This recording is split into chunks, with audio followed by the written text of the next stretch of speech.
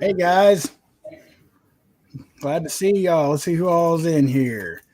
Oh, welcome back to Papa Prepper. You guys know Sean. Hey, everybody. He's back to fill us up with more gardening knowledge. Let's see, we got Northern Girl Hobbies, Blue Coat Gorilla, Prepping Plumber, Mrs. Prepping Plumber. Um, let's see here. Elusive Prepper, Terry B.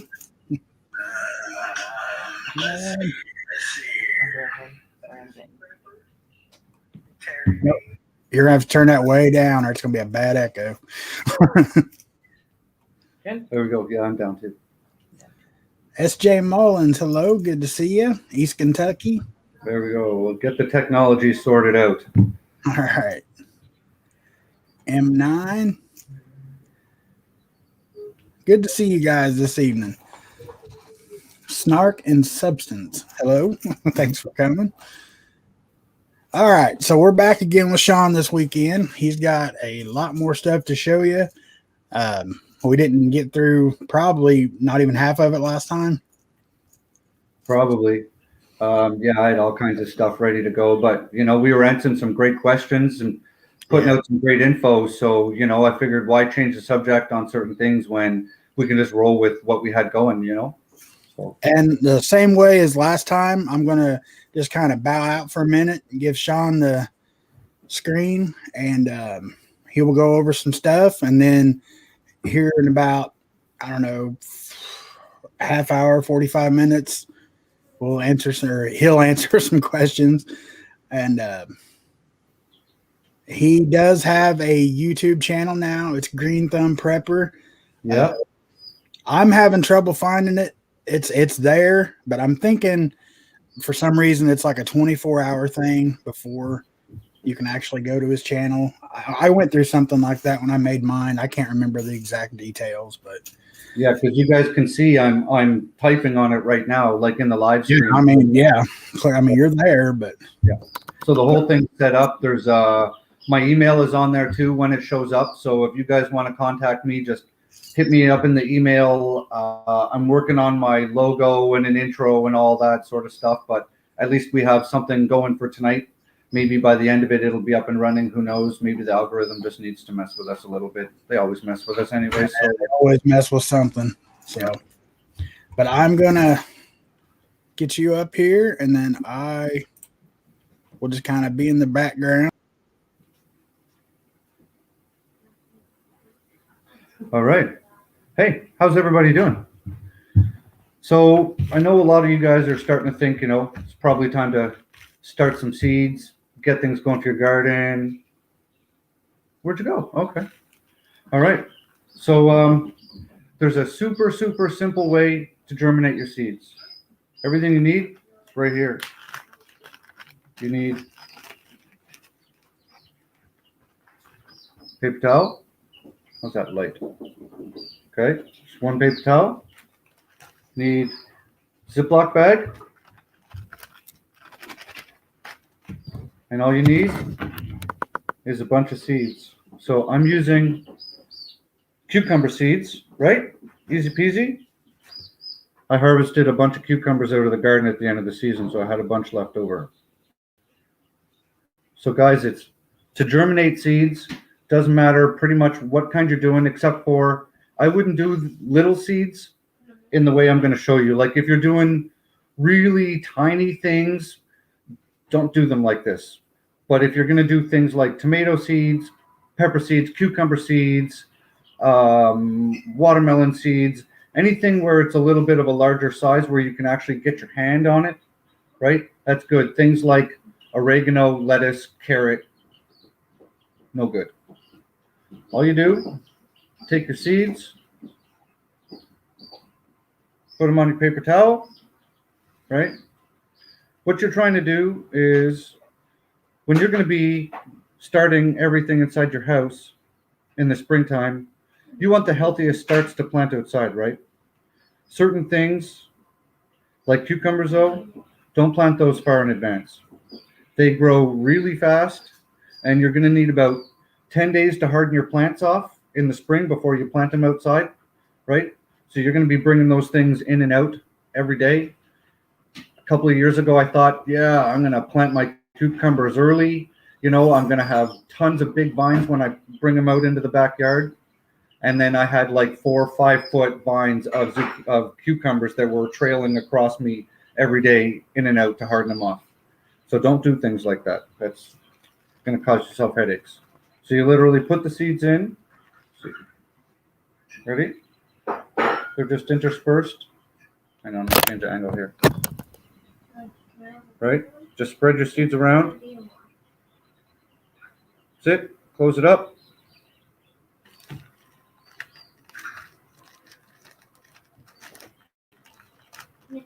Put it in your Ziploc bag. Right? Fold it up. And the fold is up. See? So your seeds sit in the middle.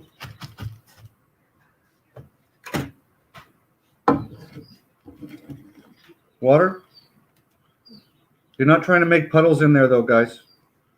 All you want to do is get this paper towel wet. You don't want puddles in the bottom, right? Get it damp. Right on the outside. Puke. All I do after that, close most of it off.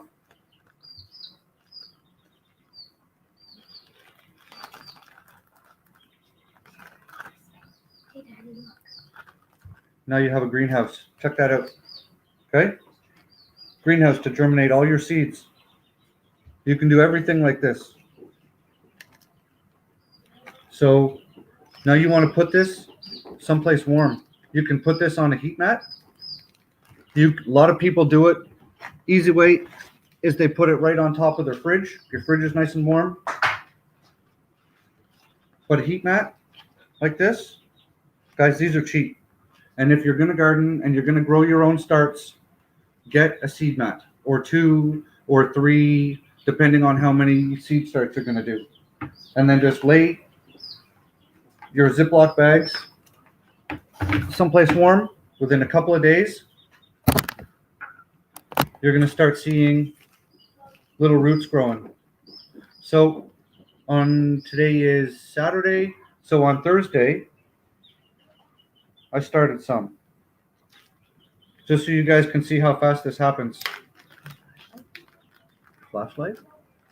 No, it should be okay. Yeah, I think so.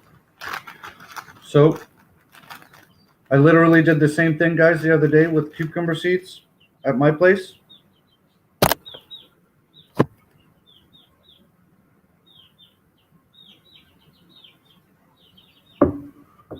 And they're already germinated. Look at that. Instant garden, guys. There you go. Right? All those little tails. Each one of these. Cucumber plant. So it's super easy, right? Took no effort. Look at the germination rate. Out of everything on here, every single one of those seeds is germinated. You're not going to get that any other way. You're not going to get that sticking it in soil. You may get that in rock wool, but this is how I do my seeds every year. I plant 200 to 300 plants in the gardens, and then I do at least 1,000 seeds. Now, a lot of the seeds I do are carrot seeds and lettuce seeds and stuff, so that's why there's such a volume.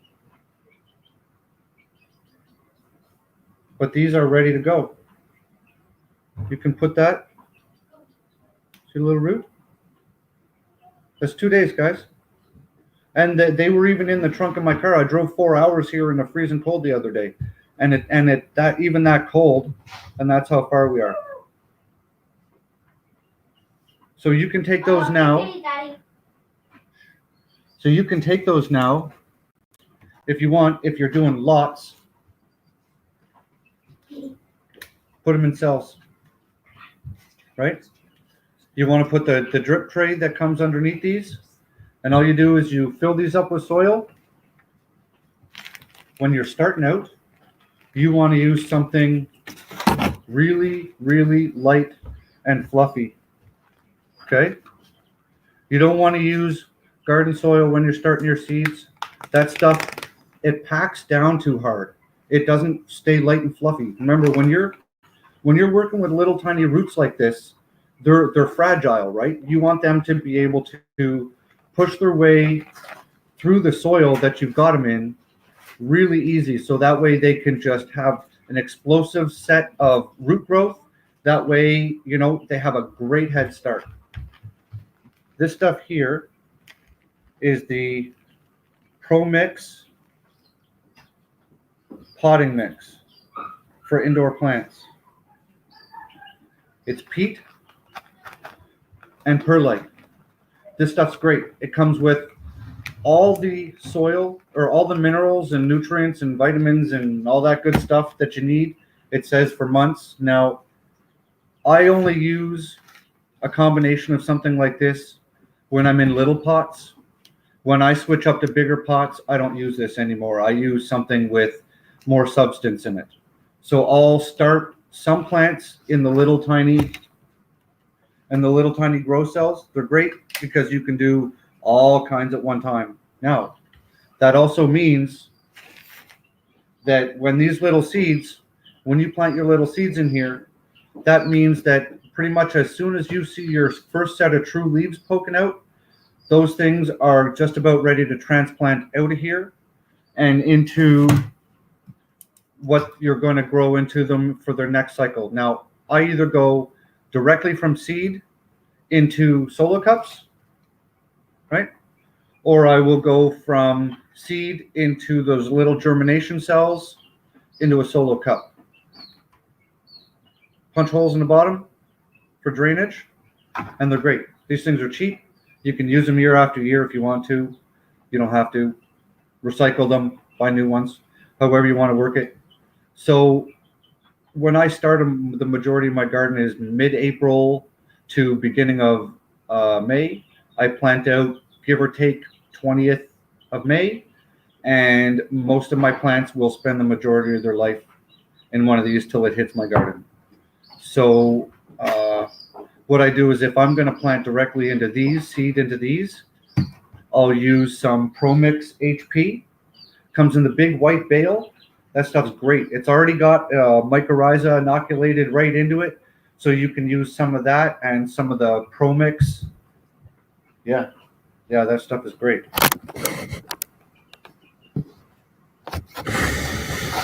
There. Use that stuff, guys. That stuff is fantastic. And like I put a lot of faith in Pro Mix. I use their products for a lot of things.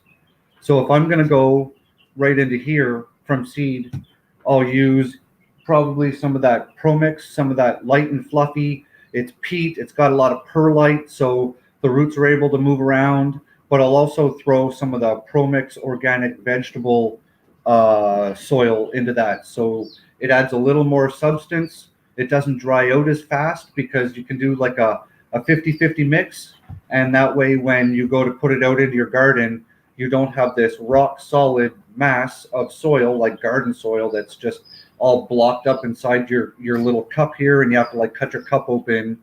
Or you don't have something that's just peat and perlite, and when you try to take it out of that little solo cup and plant it in the ground, sometimes what will happen is the whole root ball will just fall right apart. If the root mass hasn't totally made it into like a web yet, where you see a couple of roots starting to coil around the bottom, then you'll lose a whole lot of that, and your roots just start hanging and they're getting all traumatized while you're trying to pack them.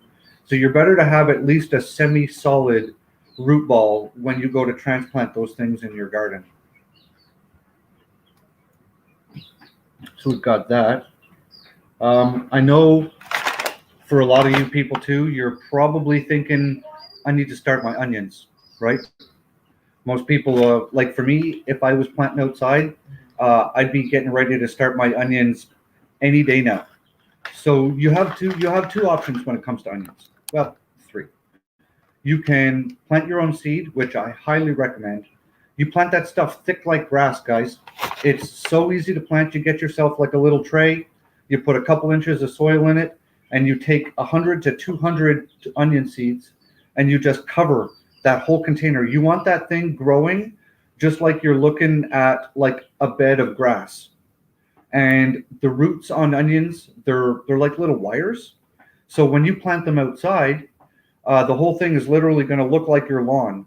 You just wet down that soil medium with your hose just gently, and you can just pull each individual onion right out of there. The roots, they're thick, that it won't harm them, and you just literally grab that onion, give it a little shake, pull it right out, plant it in the ground. Try to do it when it's shady or do it in the morning, because those little onion sprouts, even if you've been hardening them off and you pull them out of that great big soil pack where all their buddies are living tight like this, and you plant them into your onion patch, they're going to go a little limp for a couple of days. They won't be too happy. I plant my onions about 6 inches apart, and I just plant them in rows. And your onions are ready to harvest when the whole tops fall over, right? Like that. After that, you're not putting any more energy into the bulb of that onion. So that's when you just haul your onions out of the ground. You're finished. Your other option for onions, if you don't want to go seed,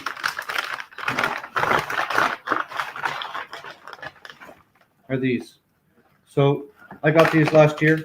The bag cost me 52 cents.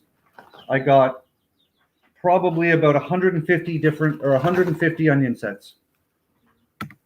Here's an onion set. Look at this. Okay. That's an onion set. You guys have probably all seen these, right? So what these are is these are last year's onions. Onions are biennial. So the second year they start to flower. So those onions, those little onion sets, those are last year's onions. What they do is they mass grow them, and then when the onions growth gets to about that big, they just turn the water off on them. And then the green tops just die off. They trim the onions and they sell them to you like that. Now, those are great if you want a large crop of onions without having to start with seed. You can literally take those onions and take your finger and just go, doop, seed, onion, doop, and just work your way through your garden like this. Super fast. It is stupid easy. You don't even really have to worry about how you plant them that much. Just get the roots in the soil and call it a day and just move on. The crappy part about onion sets is they don't store well because they're a biennial and your onion sets are last year's onions. Their whole goal this season is to flower and make seeds. So if you want a long-term storage onion, if you want to store your onions from the fall until the following spring when you can get something in the ground, you don't want to use onion sets. They'll start growing that green shoot right out of the center. And then, you're cutting the onion in half. You're pulling a couple layers off the outside. Then you're pulling that green growing core out of the center. You're throwing that away. Now you're down to what? Half of your onion. So if you're looking to store onions for long term, you got to do them from seed. That's the best way to go about doing that.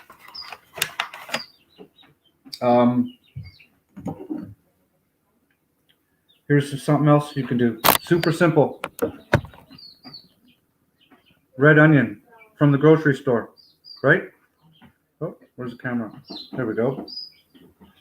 All you got to do, you can literally pick all those seeds off right there, right now, germinate those, and start growing your own peppers. Look how many's on one of these. Like, sometimes you definitely don't have to go and buy packs of seeds. You can just buy these, take one of these, rip all these seeds out of it, and grow them. I've done it. They grow great plants. Now, you're not necessarily guaranteed to get the exact replica of what was grown here, depending on the growing environment it was grown in. If that pepper plant was pollinated, by a different species of pepper, you're going to get some sort of crazy hybrid. 2 years ago, I did that, and I got all these round jalapeno peppers on my pepper plants. They were a little bigger than a cherry tomato, and they were all bright red. They were tasty. What they were pollinated with, I have no idea, right? So sometimes, the first year, everything will be okay. If you like to experiment, sometimes I will grow seeds from plants that I know for sure have been cross-pollinated just to see what kind of plant will grow the next year. You get some really interesting things, right? So What else we got on the go? Yeah. Does anybody have any questions for what we're talking about currently? SJ, with my onion sets, SJ, can you guys hear me? Yeah. Yeah. Oh, okay. Okay. So SJ, I literally, like, those little tiny onion sets are the top size of my thumb, right? They're maybe 3/4 of an inch across.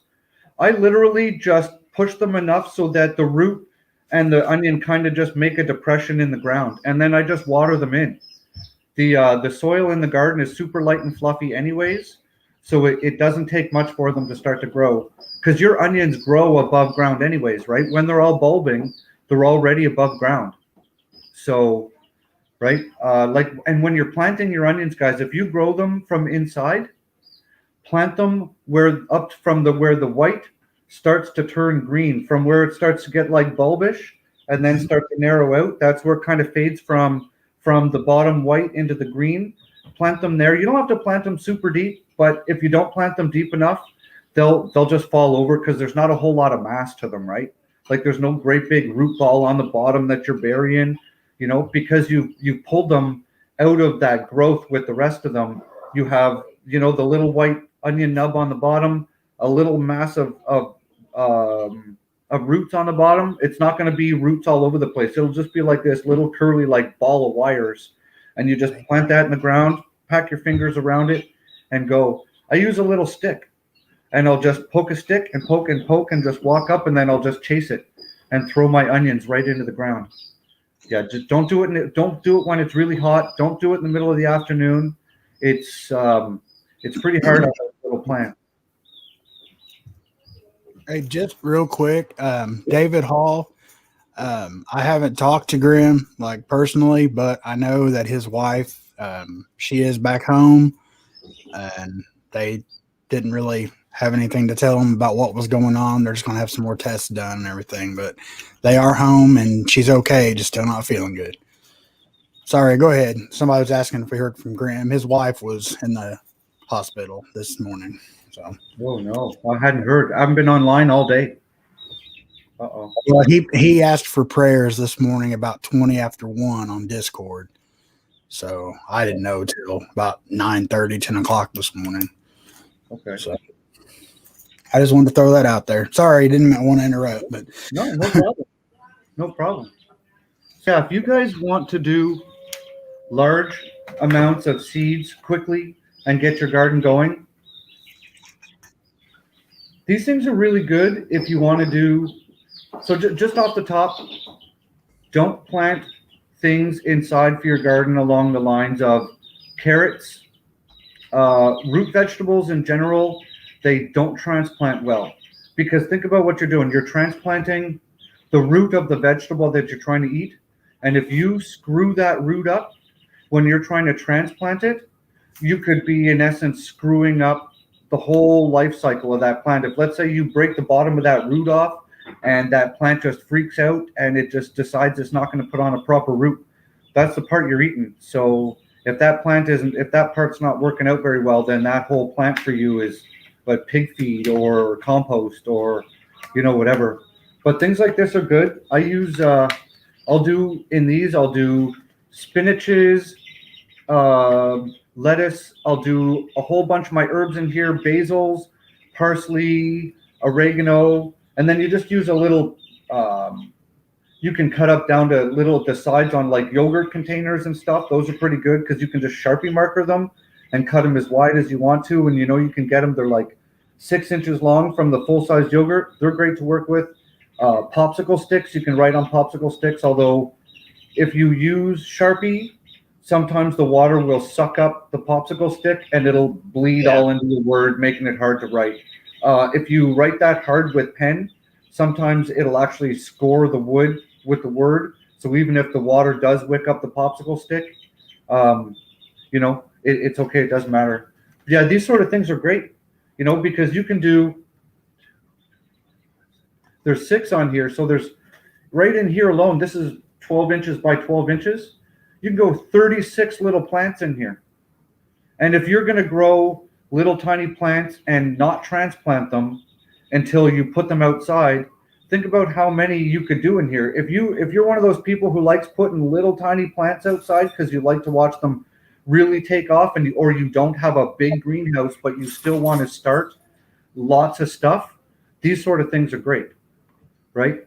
And it also, yeah. On something like your herbs and stuff, could you leave them in that? I mean, if you had like a little bit like window seal space, could you leave them in those, or would you still need to transplant it out? Yeah, you definitely want to transplant it out. The roots would get so pot bound in there. You may be able to do it in a way where you have a tray underneath that has a constant flow of water into it, maybe sort of like a small hydroponic system.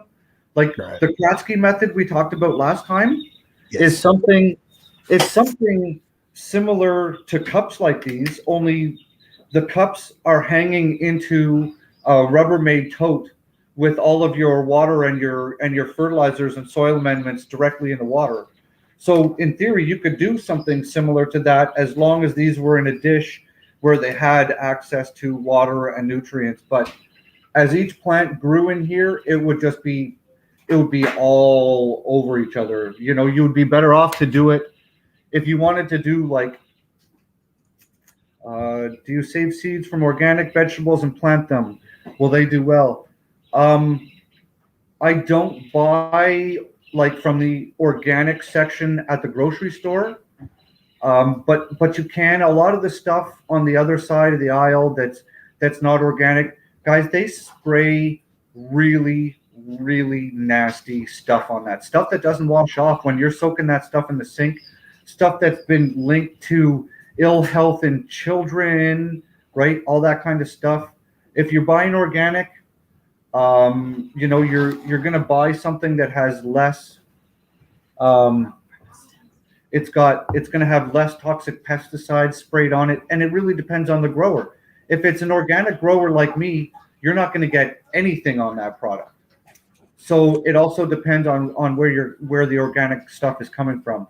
But I've saved seeds from stuff I bought at the grocery store just to see what was happening. A couple years ago at Christmas, we got a great big plastic container of little different kinds of what do you call them? Little tiny tomatoes, the little like Tommy Toe tomatoes and stuff like that. There was purple ones and orange ones. Some were the pear-shaped ones. So yeah. I let Logan, my youngest, pick out 4 or 5 tomatoes that he wanted out of there. We harvested the seeds, and we actually grew them this summer in the garden in the tomato patch, and they kept up with all of my heirloom tomato seeds that I bought from reputable seed distributors. So, and then you can do things like this. And that's a celery from the grocery store. Right? You can just literally. Yeah, but I want to do that. Is that just from the cut off stalk? Yep, that's just from the bottom. Yep, stick in dirt and away you go. Right? Yeah, root it in water and then stick it in dirt and let it take off. That's cool. I'm going to try that. Yeah, you can do a lot of fun little things like that. I mean, some of them you might not get a full-scale healthy plant. Right. Best time to plant fruit trees. A lot of people like to plant them in the fall. The benefit of planting them in the fall also is nurseries, a lot of the time, they're clearing out their stock.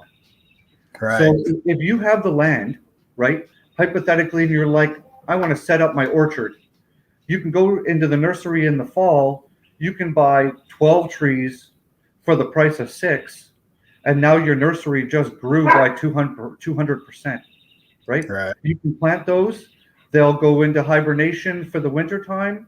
Come springtime, they'll take right off because they're going to come out of hibernation, out of dormancy, and those roots will just start spreading like crazy, and then they'll take off, and by the end of their first year, you're going to be doing some pruning on that come the fall, because the following year is when they're really going to start, becoming part of the ecosystem that they're really living in.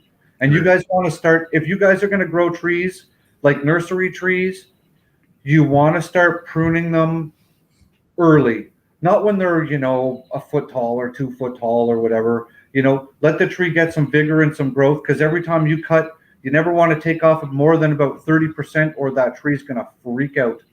Right. So, right.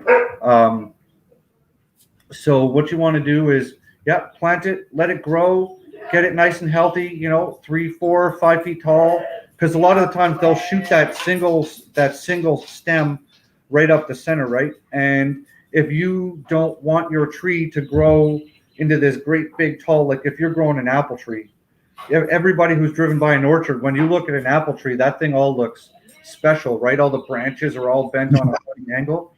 They've done that on purpose. Every one of those branches was trained to grow that way by the way they prune that apple tree every single wintertime. They don't normally grow like that, right? That's all through pruning. And if you have an orchard, you're going to need to prune your fruit trees every winter. Right now, if you're in the northern part of North America, right now while your trees are dormant, now is the time to prune your trees. So, cutting off stuff to promote lateral branching. If you're working on forming the shape of your tree, whether you're doing the classic wine vase sort of shape, or if you're doing like the umbrella shape, now is when you want to start trimming it up, because if you do it too late, and if you do it when that tree is starting to bud, the tree's gonna have an what's the name of the word? Epicormic response, which is like a stress response.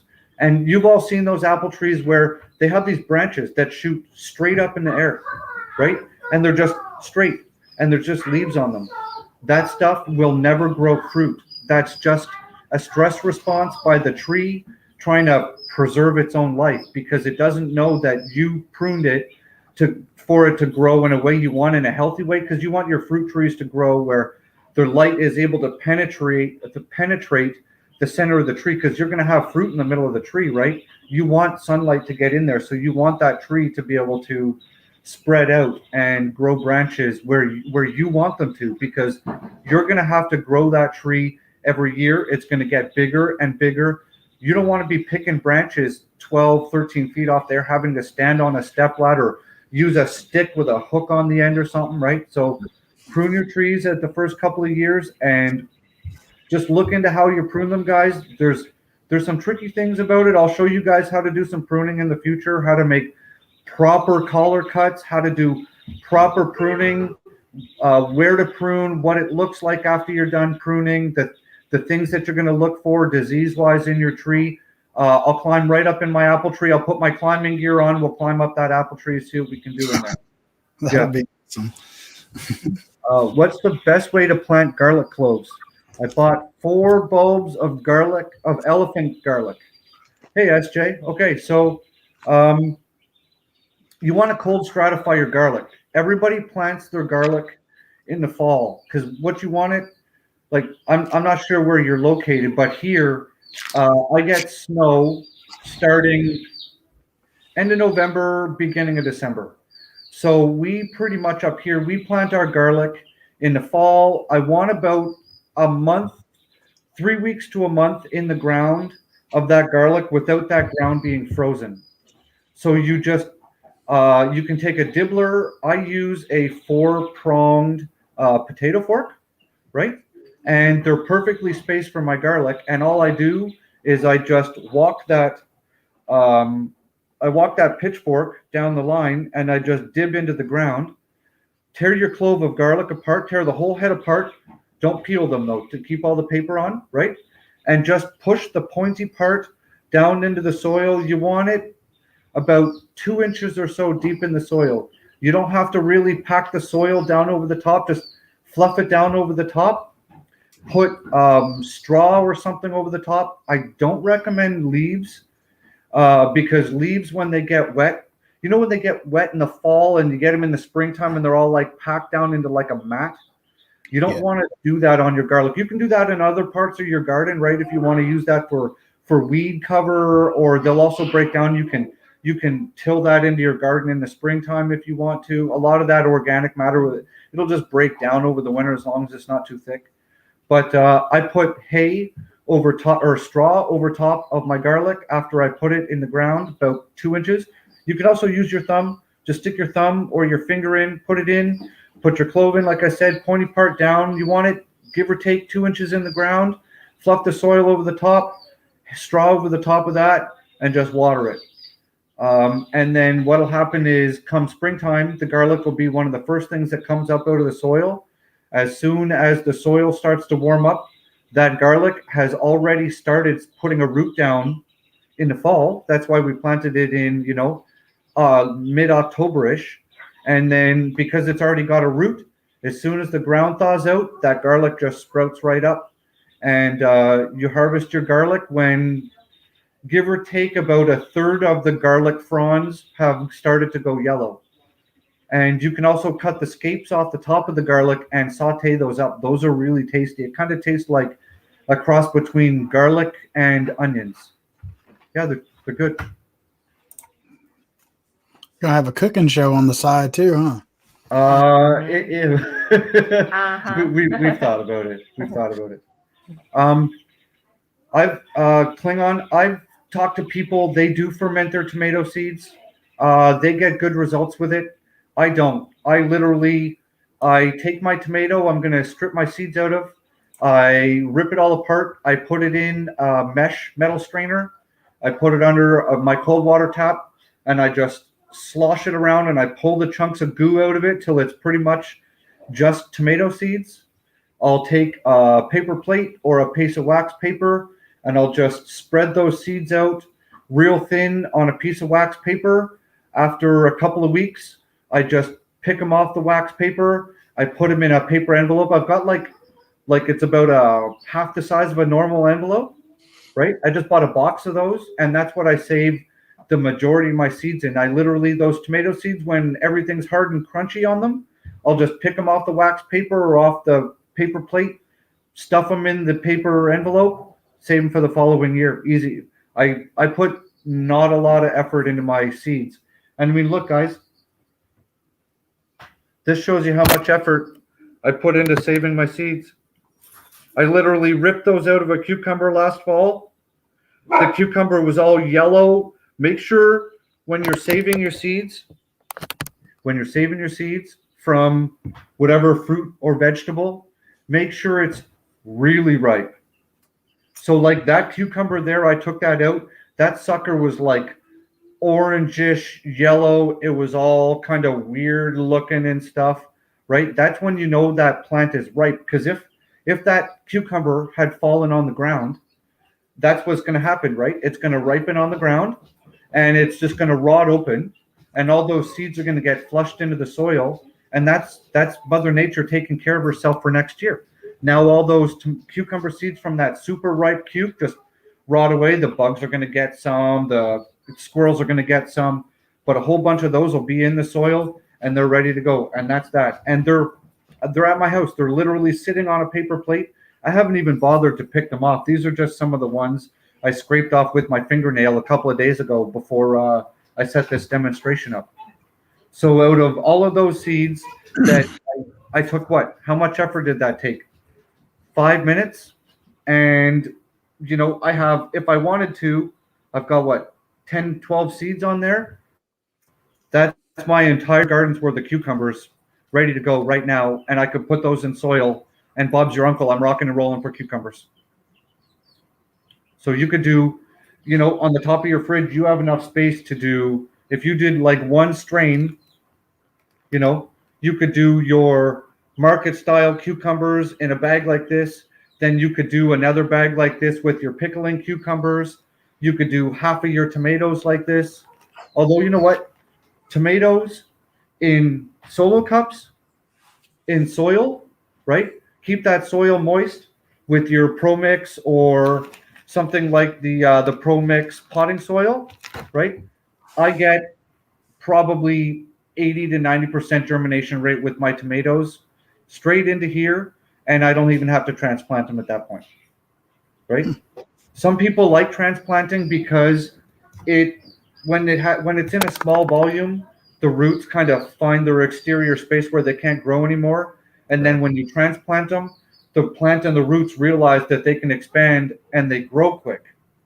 But if you just start them into here, they never go through the stress of transplanting, because even out of that black little cell I showed you guys earlier, when you transplant out of here, there's going to be transplant shock. No matter how gentle you are, you're disturbing those roots. That plant is going to get upset for a couple of days.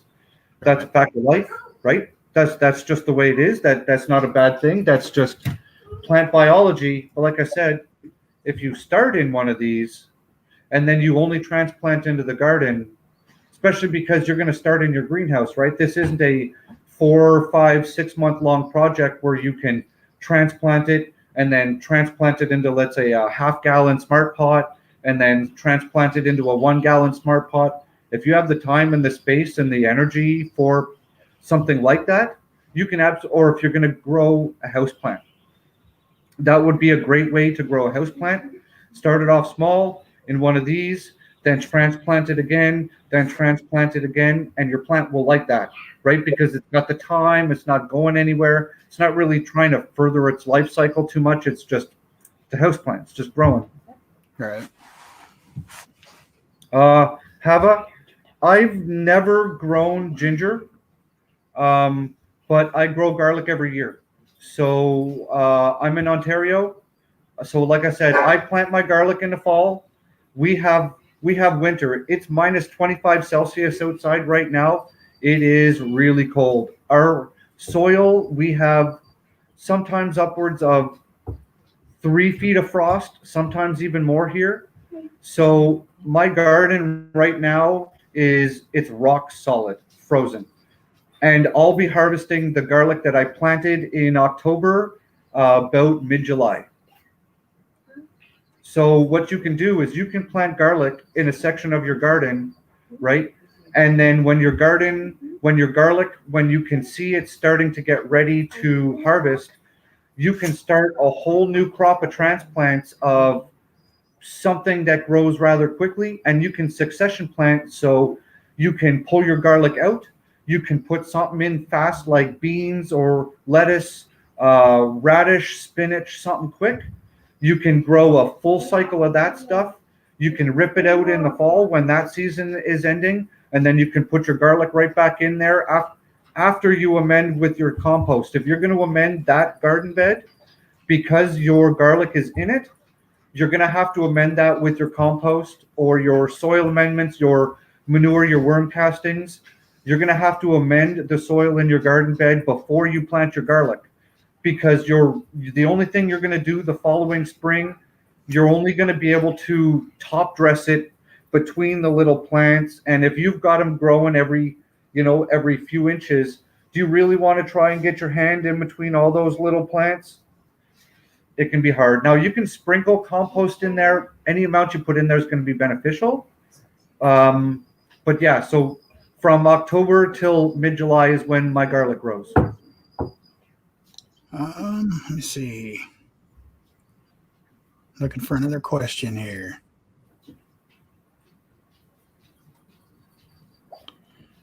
Okay, here's one.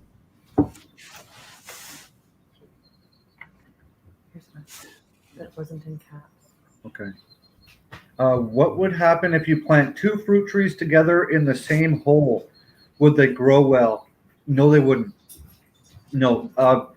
What happens with trees, right, is when 2 trees live in close proximity, one always tries to be the dominant tree. You see it in nature all the time, right? You'll have your understory trees, and then you'll have your upper canopy trees.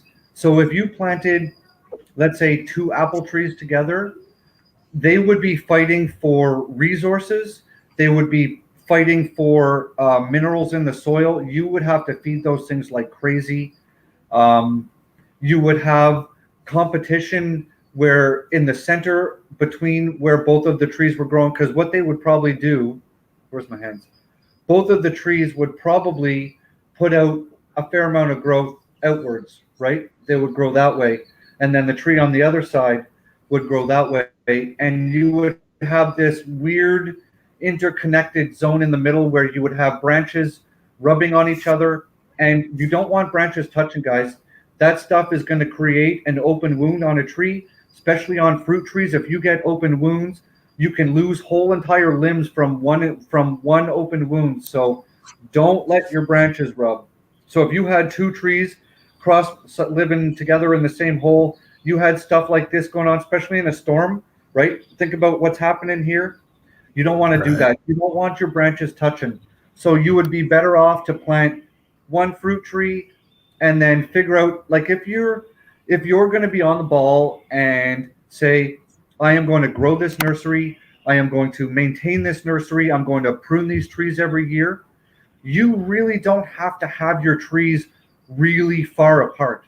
You really don't. You could probably put a tree, if you figure you're going to let that thing grow maybe 15 feet across, right? Because you're going to keep it trimmed and you're going to, you could grow a tree roughly every 15 feet separated, and then they've got the intermediate area where they can come together, and that's fine too, because you're going to have pollination from one tree to another. So if you have two apple trees side by side, they're going to cross pollinate each other, which is going to drastically increase your pollination rate, especially if you have like minimal bees. How many people last year saw a lot of normal volume of bees in their garden? Not me. I have tons of flowers in my garden. I have a massive apple tree in my backyard that I prune every year. The bee population, guys, it's decimating. We were talking with Homestead Oz the other day. They had a live stream with I think it was Grayman, and they were talking about when the forest fires came through there, it wiped out the bee population. Right? They are hurting for bees. If we don't have bees, guys, our crops, we're screwed. Like, screwed. Some plants will not pollinate very well just by breeze moving around. They need interaction by these pollinators. We gotta have that. There's bees. There's companies out there now where they put bees on tractor trailers, and they drive tractor trailer fulls of beehives from farm to farm, and they pull up and they pull big blanket covers off the hives. They'll sit there for 3 or 4 days, and the bees will literally go in, pollinate Farmer Joe's apple orchard, and within a couple of days they tarp the truck again, and they go on to Farmer Mike's peach fields. This is what some farmers are having to do to keep an orchard operating. It is no joke. We have neonicotinoids that are wiping out our bee population. We have mites that are on bees now, and they're working out how to fight these mites. These mites are wiping out our bees faster than we can repopulate, right? So if you guys want the really good ways to expand on what's happening in your garden, you can track down certain pollinator plants that bees are just attracted to. Some of them are really pretty. You don't have to have them in your garden. You can grow them in a pot. Just stick one here, stick one over there. If people ask, just say they're plant pollinators, because the bees will come into that and they'll be like, oh, this one's really nice, but hey, I'm going to fly over here to this tomato plant, or I'm going to buzz around in these cucumber plants. And now you're getting pollination everywhere, right? You got to bring the pollinators into your yard, guys. We're not seeing the amount of pollinators. I don't shoo the bees away from my plants. I walk through my garden. You don't have to be afraid of your bees. I have big, huge chive plants that the same plant has been growing now 6 years. I never cut it out of the ground. It just lives there, comes back up in the same spot every year. And they get those big purple flowers on the top, or a big purple, like when it's flowering, right? And the bees love that. That plant is so big that it's falling over into one of the walkways on my garden. I literally walk through there with bees on those chive plants with no fear. They're not going to sting you. They're not interested in you. Right. They're not aggressive whatsoever. They don't care about you. They're happy. They're getting pollen. They're going back to their hive. Wash, rinse, repeat. Right? Yeah. Blue Vandal. Do I use liquid seaweed in my watering? No, I don't. One of the reasons for that is I brew a lot of my own compost tea. So about once a month or so, I'm using compost tea. I use tons and tons of compost every year, right? I make about 2,000 pounds of hot compost. I normally have a whole cold compost going that I use, but We didn't run one of those last year. We were changing some things up in my yard. But what I do use is when I weed my garden, I've got it's probably about a 10-gallon plastic bucket. And as I weed my garden, I don't throw those weeds out. I throw them in this big bucket, and the top of the lid's got a big crack in it, right? So all the rainwater falls into this thing, and it just kind of self-replenishes with rainwater. And all summer long, I toss all of my weeds in there, and I just stir it with a stick. And these weeds rot down. I throw dandelions in there. You get that big fat taproot of that dandelion. Mhm. That dandelion has been digging down into the ground, and it's been accumulating, right, minerals out of the soil, right? Just great big taproots, what it's doing. So if you take your dandelion roots as well as the top of your dandelions, fire those in a great big bucket, guys, and just keep adding and stirring and adding and stirring. It is going to make the most putrid smelling stuff you have ever. It's gross. Don't spill it on your shoes. Trust me, don't get it on your watering gloves. That stuff does not come off. But I water that stuff about one part of that, 10 to 20 parts water. I'm not exact. And I'll just mix it up in a great big, like I use like a utility tote in my backyard that I use for all my gardening and that sort of stuff. So it's never clean. And I put about one part of that for 10 parts of non-chlorinated water. Stop watering your garden with chlorinated water, guys. Get a filter. Get one of those filters like I have or something similar. You can get RV filters that you can hook up to your taps. Stop watering your garden with chlorinated water. You're killing your soil. You're killing the bacteria in your soil. You're killing your soil biome. Don't forget, they put chlorine in our water to kill the germs so we don't get sick, right? So if they're using it to kill germs so we don't get sick, you don't want to put that in your garden where you're trying to grow all those germs. So yeah, with that muck I grow in that big bucket, I just water all my plants. Now, I don't water ready to eat stuff like lettuce. I don't water with that, and I don't water my spinach with that because I'm going to take that stuff in. It's sitting right close to the ground, right? I'll take that stuff in. I'll give it a quick rinse, and I'll serve it, and eat it, make a salad or something. But I'll use that my homemade organic fertilizer, and I'll pour that pretty much everywhere else. Have I heard of a 7-fruit tree? David Hall. Not specifically a 7-fruit tree. I'm wondering if you're talking about the trees where people have grafted on all different kinds of stuff. I have heard of people grafting on like 6, 7 to 8, 9, 10 different kinds of apples on a tree. Now, you can graft certain kinds of plants onto other kinds of plants. I'm guessing that's probably what you're talking about. If I had the opportunity to have a tree that would put out, let's say, apricots and cherries and peaches and plums and stuff off of one tree, absolutely. That would just be fantastic jam. It's just one great big jam tree or a fruit salad tree. Hell yeah. A pepperoni tree. Yeah, we were talking about growing a pepperoni tree, my youngest. That'd be all right. We were talking the other day, and he comes up, and I'm walking by. He's like, Dad? I'm like, yeah. He's like, do you think we could grow a pepperoni tree this year? I'm like, son, I wish. If we could grow a pepperoni tree, we would have one. We'd have an orchard. But it's just so cute, eh? He has no idea. Can we grow a pepperoni tree? All right. I need some more questions, guys. Anybody got any more questions, or did I miss some? Ask away, guys. You want to ask about tree pruning? You want to talk about soil? We can talk about whatever you guys want to talk about. Throw them out there. Thanks, Don. I spend a lot of time looking stuff up, researching stuff. The knowledge is out there, right? And if we're feeding our families, right? If we're feeding the people we love, the best way to do that is by feeding them the healthiest stuff that we can feed them. So, right. once and gardening. I've been gardening for easily over a decade, right? We're way past that point now, and I am still learning constantly. I'm really looking forward to taking that master gardening course, right?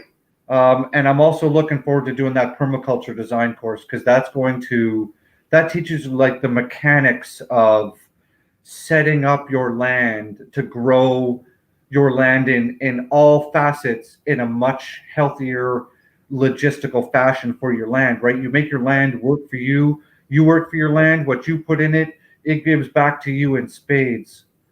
Kind of like what Hutch is saying here, I think. I mean, I'm using my landscaping as insect sanctuaries, bees, butterflies, lightning bugs, etc.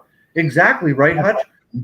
When you bring the animal and the insect life in, everything else follows. And there's the food soil web, the soil food web, and it's just like the way everything. You have the smallest thing, and then the bigger thing, and the bigger thing, and the bigger thing, and it all comes back around. And when you have an ecosystem growing, an ecosystem provides for itself what it needs when it's healthy enough to do so, and it gets to a point where you don't have to have a whole lot of external inputs for that healthy ecosystem to grow. Like I said, Mother Nature knows what she's doing. Just give her the opportunity to do it, and just let it go. Autoimmune prepper. I just planted a blueberry tree. How long does it take to get fruit? I want to shout her out real quick. If you guys haven't got over and subscribed to her channel yet, she's on it. She's constantly new videos, new content daily. So if you haven't yet, go check her out. Yeah, I hope you guys that my channel comes up soon. If you guys are interested, we're not only going to be talking about gardening stuff. Like right now, today, I'm at a farm at an undisclosed location. The whole entire chicken coop door tore right off the barn, right? The home I'm in is like 200 years old. Fieldstone basement. Yeah, it's gorgeous out here. So the door blew right off the chicken coop. It's old barn wood. It's all gray. It's minus 25 C here. So we had to rebuild the whole back of the barn door. We're also going to be doing prepper videos at my house, showing you food storage. We're going to be doing camping stuff when we get out camping this year. So we're going to be doing all kinds of prepper gardening. Little bits for everybody. I can't wait till the weather breaks and we can all get out and be doing more stuff sitting behind this monitor. I'm getting tired of just sitting here. Absolutely. Yep. Well, I didn't mean to answer or interrupt your question there. No, it's good. I just planted a blueberry tree. Are you talking about a high bush blueberry? If you are, I planted mine. It's 3 years old, and I had about a dozen little blueberries on it last year. I only know of one kind of blueberry that will be able to pollinate itself, and that's called a Patriot blueberry, and that's a high bush. Excuse me. Sorry. My wife's phone playing in here. I didn't know she had an alarm set. This message will self-destruct. Right. So normally a blueberry plant needs at least 2 to grow. If you have one that is able to self-pollinate, you're probably looking at blueberries within a couple of years. But keep that thing protected, because the rabbits will chew that thing right down. And you're going to want to keep your soil acidic with your blueberry at about 4.5. So figure out a way that you want to go about acidifying that soil. There's easy ways to do it. People say you could do the pine needle thing. Guys, that really doesn't work out very well. It takes so long for those pine needles to break down. I wouldn't go that way. I would go other ways. Lady Catherine, what's the best way to grow an indoor garden? That depends. Were you here last week? No. Yeah. Did she see, Lady Catherine, did you see my indoor garden at my house? I showed last week when we were on the live. I'm growing right now inside my place in a 6.5 foot tall, 2.5 foot wide, and 4.5 foot long cannabis tent for growing weed in. It's great. It's mylar. It's black on the outside. It tucks against your wall. It's got frames inside. It's got the vents where you can put your charcoal filters in and out of. And everything in the garden there now. What are we at? Less than 2.5 months. Mhm. We're at less than 2.5 months. My tomatoes have flowers all over them. My cucumbers have flowers.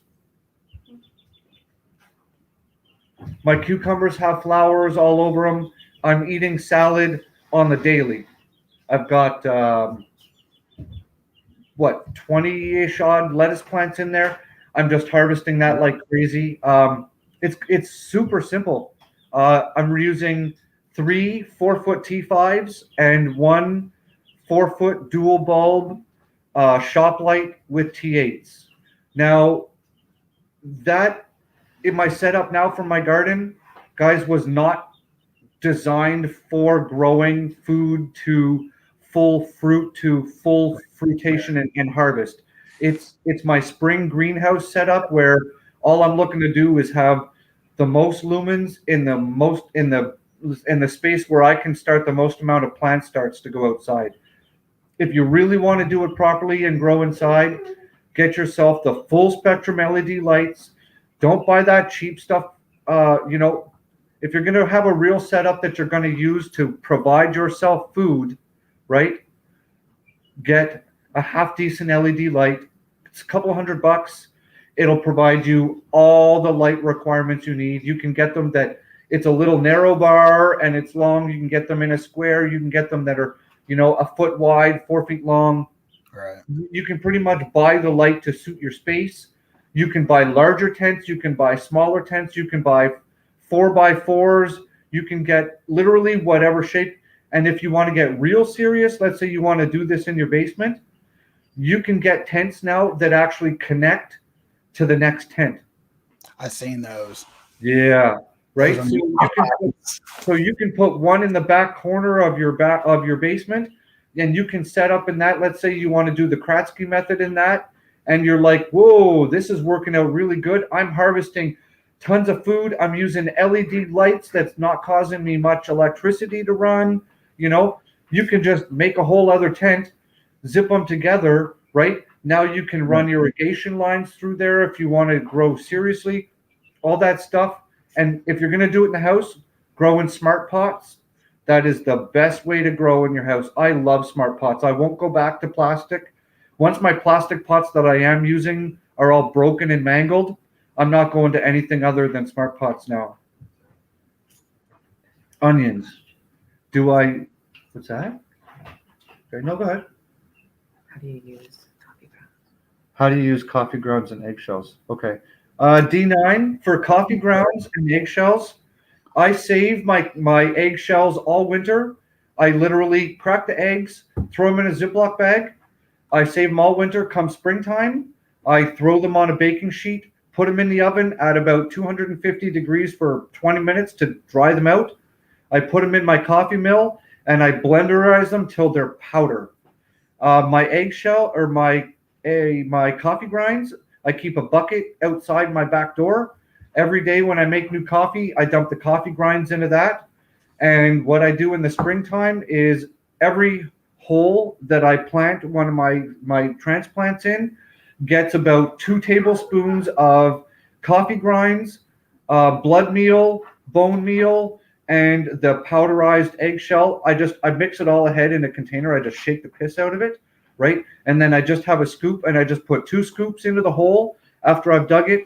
And I just plant right on top of that, pack the little sprout in the soil back, and onto the next one. It's really simple, and it costs you nothing, right? Eggshells and big chunks of eggshell, they don't break down very well. That's why I save mine all winter. I dry them out in the oven, and then just run them through your coffee mill, your blender, anything like that. Get them into the smallest format you can, because then it's a lot easier for them to break down to be water soluble, so the plants can absorb them. Onions. From Northern Girl Hobbies. Hey, do I blend the greens to assist the bulb growth? Oh, do I bend the greens to assist the bulb growth? No. Some people, when the base of your onion gets really thick, where the white from the bulb turns into the green, some people will cut that off like 6 inches above the ground. I normally don't, but some people definitely do. They say that way it allows more green growth to happen without the weight, because the tops of some of those onions can get huge. They can get really heavy. And if you have like a big rainstorm come by, it can actually hit the top of your onions and it'll just bend the tops over. Once you get that crimp in the bulb where the bulb hits the green, once you get that crimp in there, that onion's done. You might as well just, you're on a timeline until you're taking it out of the ground. It won't grow anymore. Sandyard. Okay, from Blue Vandal. Sandyard. How would one start to get good soil for garden? Use elevated gardens. Sand. See, sand holds no nutrients, right? It's just like a great big filter. What's the best filter for your well? Anybody who lives in sandy soil has fantastic groundwater, right? Because it just filters through. If I was in sandy soil like Florida, right? You could bring in tons of compost and tons of organic matter, leaves, straw. So you would probably want to prep your garden the year before and give it a whole year to work. Dump and till in as much organic matter as you can get in there, so you can have a much better ratio of sand to organic matter. You could, or you could do things like raised garden beds, and you could literally just build your raised garden beds, whatever format you see fit, whether you wanted to go, I used 2x10s, and they're what did I use? 2x10x10, so they're 10-inch wide or 10-inch high on the side. You get lots of deep growth with that, with your roots. That seems to be adequate. If you're gonna do that, it depends on what you want to grow in there. If you're gonna grow things that don't have a very deep root, you could put landscape fabric down on the bottom of that. That way you're gonna keep a lot of your soil without starting to filter into your sand. But if you want, you could still do raised beds with the plan every year of adding inches of organic matter to it, right? Your compost, your leaves and stuff like that. And eventually, if you're going to do like let's say a no dig or a dig with broad fork, when you start to incorporate every year, when you put your broad fork in and you're just loosening that soil, you're going to get that organic matter down into that sand, and eventually your sand will have more organic matter and the roots will start to grow down into it. D9. Hey, Sean, I just wanted to give you a time check real quick. Yeah. It's 20 till 9. I know he's wanting to. Oh, okay. Well, guys, 30. I just wanted to tell you what time. Okay. I hope everybody's having fun. I'm having a blast over here answering questions. I hope hope we're getting some information through. Yeah, I know we're not going to get we might if they're quick. I don't see too many more questions. Okay. So we might get through them all real quick. Mm-hmm. All right. What do tomato plants need to grow? They like to prefer to grow in acidic soil, right? So with the pH in your soil, guys, each plant has, for the most part, a specific pH for their soil, and that has a huge impact on how nutrient uptake happens. So if you're planting tomatoes in an alkaline type soil, your tomato plants will not be happy, right? Or vice versa. If you try to plant blueberries in a really alkaline soil, they are not going to grow well. So for tomatoes, tomatoes is the number one plant that gardeners grow. Tomatoes are pretty simple. I grow mine 12 inches apart. I only grow indeterminate varieties because that's how my tomato patch is set up. Right. When I plant my tomatoes in the ground, I plant, what's that? I plant about 6 inches of the actual stem of the tomato in the ground. So I will strip off leaves. Photo bomb. So I'll strip off leaves to at least 6 inches above the ground from where I buried it into the ground. So about 12 inches up. And because if you guys look on your tomato stems, you're going to see all those little hairs sticking out. Those are actually roots. So if you bury that tomato plant, so you'll bury the whole root ball, and then about 6 inches of that tomato plant, all those little hairs will grow out and grow into roots. So the bigger the root base you have in the ground, the stronger your tomato plant. So I single stem mine, which means I only grow indeterminates. I grow them up a stake and I tie them, give or take, every foot. And then I cut off all the leaves below and up to the lowest fruit set. And as the tomato plants grow, you're going to want to give them, tomato plants are really heavy feeders. So if you're feeding them a fertilizer, give them something with a pretty heavy nitrogen level, right? While they are growing big, because they're going to grow like your indeterminates, they grow right from that growth tip right at the top, right? So they're just going to keep growing taller and taller. So you're going to want a higher nutrient or a higher nitrogen fertilizer for them. And then once they start to flower, switch that up to a higher P and K number on your plants. So the P, you're going to want a higher number on that. That specifically helps your flowering and your fruit set on your plants.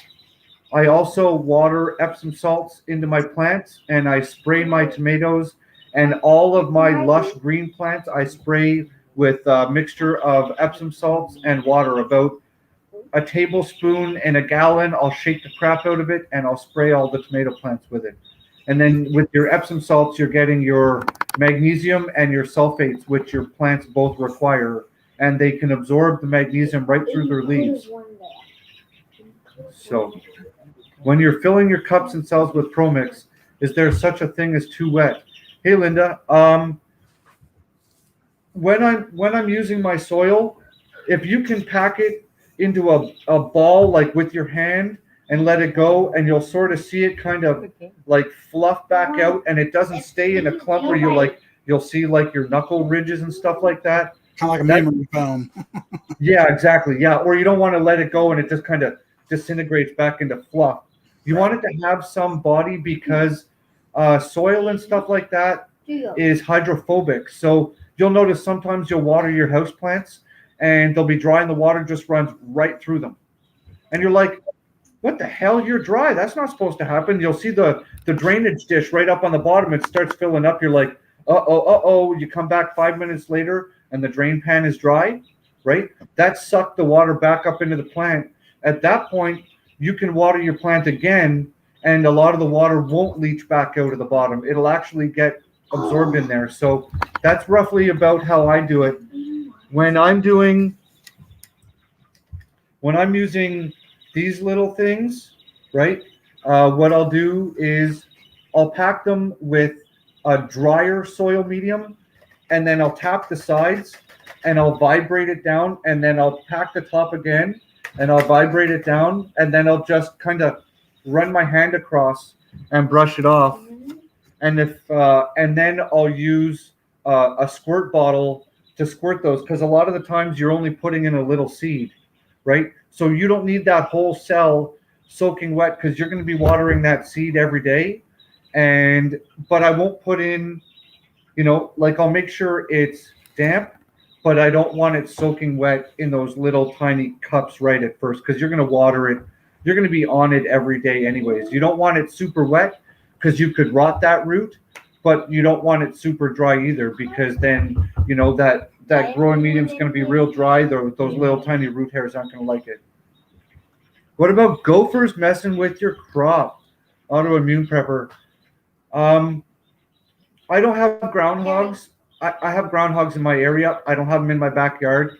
What I've heard of people doing is using raised beds and putting 1/4 inch fabric cloth underneath it, and they'll lay the fabric cloth down and they'll attach that to the bottom of their raised bed, that steel fabric, the steel nylon cloth, and the gophers won't chew through that. So I have heard, because I've never had an issue, but I've heard if you put that fabric cloth, the metal stuff under your bed, that they won't get through it. From experience, though, I can't promise that. You could also take out a 22 and deal with that situation. You know, I've seen other people also. They put. You take your oxyacetylene propane, right, from doing your welding, and I've seen people put the oxyacetylene down gopher holes and step back and use a little lit rope and light that on fire, and that'll trail down into the holes after you've taken your oxyacetylene away and turn it off and get it the hell out of there before you set that on fire. And a lot of the times that can blow the gopher holes right to bits, and they're gone after that. They usually won't come back. Yeah, we having fun, Northern Girl? I'm glad you guys, I hope you guys are all having fun. I'm having a blast. This is awesome. I wish I could be live too and talk with you guys too, but then I won't be able to concentrate. And yeah, but I am making content, guys, so there should be some stuff up really soon. As soon as YouTube lets me start putting content out, we'll have some. I think that was the last question, so I'll just go ahead and say that'll be the last one we probably take, because it's right 12 till 9 now. So sure, yeah, and you got to go too. Yeah. You guys don't forget, John is live tonight at 9 with Shogun Saturday. We're having a big Valentine's thing over there tonight. So okay. Different game every night. Sounds pretty cool. Completely different game. That'd be fun. So yeah, guys, don't forget. Simple. Start your seeds. Get them going. Right? You want your peppers in sooner than later. And you want your tomatoes in. Your tomatoes really only need about a month. In a month, my tomato plants are almost 2 feet tall, some of them. So you guys, you know, you can start your plants. Super simple. What'd this take? How long did it take for us to put something like that together? 2 minutes? 3 minutes? Right? You can do in 2 days germinate. Right? You can do damn near your whole garden like that. And here it is. Right? The proof's in the pudding, guys. Right? Look at that. Cucumbers. And that's 2 days, right? What's that? That's 2 days. This went into here Thursday afternoon. But you do not want to do your cucumbers right now. No, you definitely don't want to do your cucumbers. Have vines all over your house. Yeah, I did that, and then they'll be growing through all the other cups between trays that you're trying to take out, and then you're ripping those little tendrils off and breaking them. Right? See, I didn't think about it, and I've already got 3 cukes coming up in there, so I'm just gonna see what I can do with them. You know what I mean? Well, that's it. And that's the first time I've done the indoor gardening, so I was just like, oh, we'll see. I know I need to get peppers. I need to get peppers growing pretty soon, right? Start your peppers. Hot peppers take longer than sweet peppers. And at my place right now, I'll show you guys next time we're on live. I have a pepper plant that we've been growing for 3 years now. The same plant. Really? Yeah. My old roommate grew it outside. We brought it in for the winter. We grew it outside in my backyard last summertime, and now it's inside by my bay window, and we're going to throw that sucker right outside again this summer. 3rd year. Now, do they produce fruit all year, or do they just to certain months? How does that work? Last winter it produced fruit, but it wasn't worthwhile. The plant, I picked a lot of the leaves off anyways. I think it was like a stress response, so I let it grow it just to watch it, because I like to experiment and see what they'll do. I didn't let those pepper plants come to fruition, but if you could grow that, keep it warm, because peppers are a hot weather plant. If you could keep it under a light and you could give it a full spectrum light that it needs, you could grow peppers all year long if you have it under the right light. So if you get a little plant, like I grow these pepper plants, they're Darbowl Mexican pepper plants. They're like a foot tall. And just grow these little tiny peppers. picture a 22, okay, but red, and a short 22, little stubbies, okay, red, and they grow straight up like this. So you can grow one. You could grow one of those in your kitchen under one of those little tiny LED grow lights from Walmart, and have nonstop pepper plants in your kitchen all season. Yeah, I've seen that. My thought was they look like a little bush, look like Christmas lights poking out of it. yeah. There's lots of the little ornamental ones. If you want, I'll see if we can send you some seeds. I have lots. I'll see if we can get some down to you. That'd be awesome. Yeah, I got some seeds in yesterday. I'm kind of excited to get going. It's for a dwarf patio lemon tree, and you can bring it in the winter, and you can have fresh lemons year round. It says, and cool, pretty cool. I'm excited to get that one going. yeah, and then eventually put it in a pot big enough that you can put one of those little roller trays underneath it. That way you can just move it around, right? Definitely. Yeah, Yep. and you'll find out the best place in your house where it likes. It may go semi-dormant during the winter time, right? Or it may just continue to keep nice leaves on it. You never know. Some things just don't like coming in the winter. My lemon plant on my counter right now is growing. I've got big thorns on it, 3/4 of an inch long. Yeah, and that was from a Walmart lemon. So cool. Don't let people tell you you can't grow stuff from the store. I've got a Walmart lemon growing in my kitchen right now. Yeah. All right, man. Well, everybody's heading out. They're going to head over to John's. So thanks everybody for coming. I had a really good time. Hope you guys learned some stuff. Please try and maybe check out my channel when I have stuff going. I'd like to see you guys all there. We're going to do all kinds of crazy content. My email address is going to be on there too. So feel free to hit me up, send me an email. If you have questions, you can hit me up on an email too. We can have maybe a little more in-depth conversation or whatever, Let's get some food growing because that's what this is all about. Sounds good, brother. All right. Have a good night, everybody. God bless y'all. I'll probably see the majority of you over in John's. Have a good night. And Papa Prepper out. Yep. See ya.